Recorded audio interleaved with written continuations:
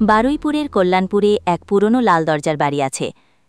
ইটের গায়ে সময়ের দাগ, জানালার কাঠে মাকড়সার জাল, তবু সন্ধ্যায় বাড়িটা যেন নিজেই গল্প বলে। বাড়ির মালিক ছিলেন প্রভাতবাবু, যিনি একসময় সবার ভরসা ছিলেন। বছর 10 আগে তিনি নিঃশব্দে হারিয়ে যান। কেউ বলে শহরে চলে গেছেন, কেউ আবার ফিসফিস করে বলে বাড়ির কুয়োর জলেই নাকি প্রভাতবাবুর পদচিহ্ন আটকে গেছে।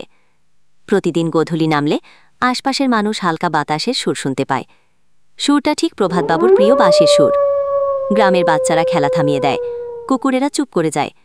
অথচ যখনই কেউ বাড়ির দরজার কাছে যায়, লাল দরজা নীরব, ঠান্ডা, কেবল কাঠের গন্ধ।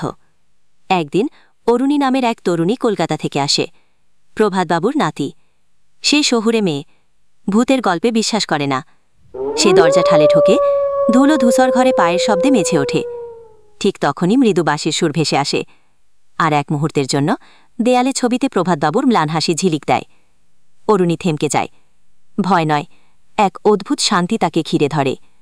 তার মানে প্রভাতবাবুর ছবিতে প্রভাতবাবুর ম্লান হাসি ঝিলিক দেয়, এমন কথা বলা হয়েছে যে অরুণী বুঝতে পারে এই বাড়ির প্রতিটি ইট, প্রতিটি বাতাসে তার উপস্থিতি আছে। সেদিনের পর থেকে বাড়িটি আর নিঃশব্দ থাকে না। অরুণী নিয়মিত সেখানে এসে গল্প লিখতে থাকে। গ্রামের লোকেরাও ভয় নয়, ভালোবাসায় বাড়িটির দিকে তাকায়। লাল দরজা আজও দাঁড়িয়ে আছে, সময়ের সাক্ষী হয়ে। প্রমাণ করে যে যাদের আমরা হারাই তারা অনেক সময় আমাদের কাছেই রয়ে যায়, নিঃশব্দে বাঁশির সুরে। আমাদের চ্যানেলে সাবস্ক্রাইব করে রাখুন আর বেল আইকনে ক্লিক করুন এমন আরও রোমাঞ্চকর ভিডিও দেখার জন্য। কমেন্টে আপনার কেমন লাগলো গল্পগুলো, আর আপনার প্রিয় ভূতের গল্প কোনটি।